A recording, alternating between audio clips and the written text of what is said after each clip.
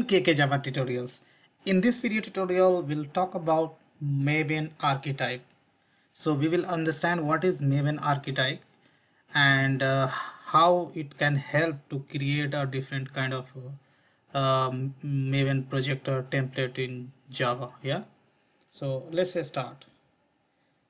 So let's try to understand point by point what is Maven archetype. Archetype is nothing but the template provided by the Maven to create a project, right? So that's the first key point you have to keep in mind. Now there are a lot of Maven archetypes listed out in order to create projects under different frameworks like Struts, Spring, Hibernate, Web Services, and many others. Yeah. So that depends on the what kind of projects you would like to create. So there is a different kind of archetypes exist in the Maven. You have to choose the appropriate archetype to create projects belong to a specific category in Java. Yeah.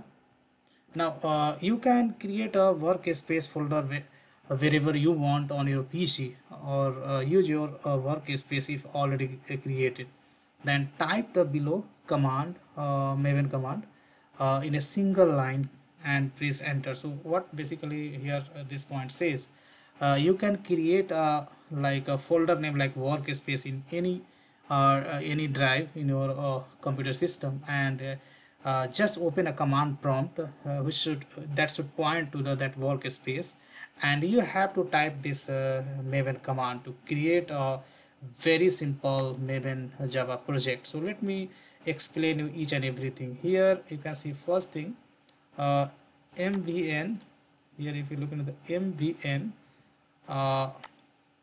archetype generate, so this will basically specify basically this will list out all the archetype. If you go to the basically command prompt and type MVN archetype colon generate and just you press enter, then that will show you thousands of archetype, and among all you have to select one archetype. But here if developer is very much sure about the archetype name, then directly developer can type a complete command like MVN archetype generate, and then after developer can specify group ID. So here I have to specify dash d group ID, and you have to specify your group ID.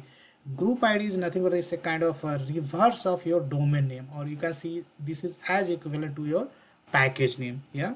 Then after once you define the group ID, then you have to define the artifact ID, and that's the way minus d artifact ID. And artifact ID is it's a unique among the organization, right? So artifact ID is as equivalent to your project name. So Java samples would be your project name. Then here you can see minus d archetype artifact ID, and this is the basically archetype ID we are providing. Maven archetype quick start. This is the one of the simplest basically archetype in Maven, which provides template to create a very simple Java project, right? And finally you are going to specify this flag minus d interactive mode equals to false. If you specify true, then Maven is going to suggest lot of template, and among those all templates you have to select one of them that we don't want. Developer is very much sure over here about the name of this archetype type, so that's why developer has made it false. Now let's move to the next slide. Here this Maven command will create a Java project with the below details. So let's try to understand. So still this command is here on the bottom. So group ID will be nothing but the, here we have given the com.java.samples, so that will be the group ID that basically representing the package name.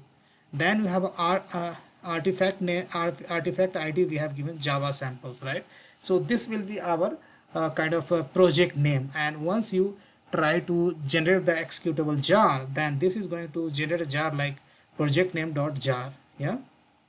Now next thing we had a I have specified archetype artifact ID. So this is the archetype artifact ID, right?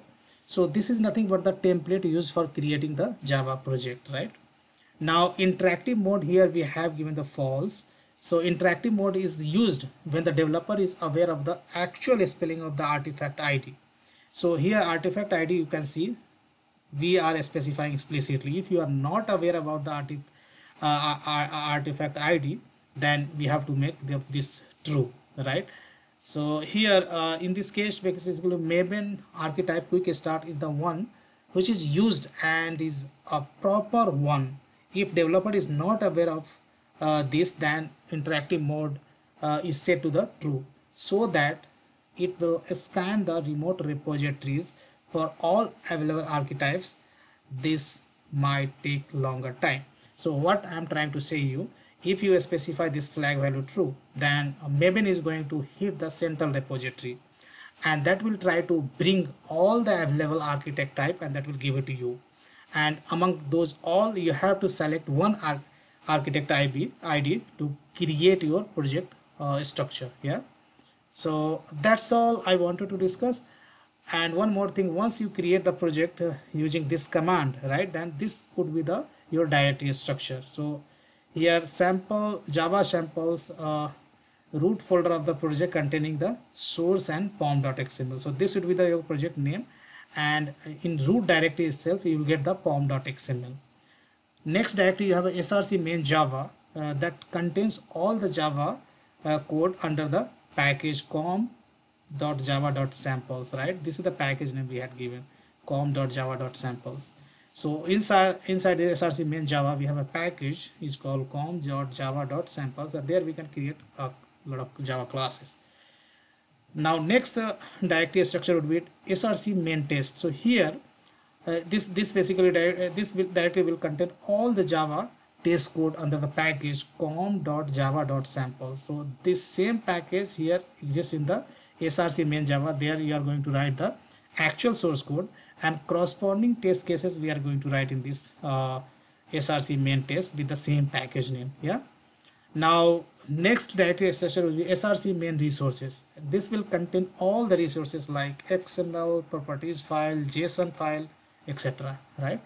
So that's all I wanted to discuss in this video tutorial, guys. In this video tutorial you learned what is Maven archetype, right, and how it help us to create the different kind of projects, right? So that's all I wanted to discuss in this video tutorial, guys. Big thank you for watching this video, and see you there in the next video tutorial.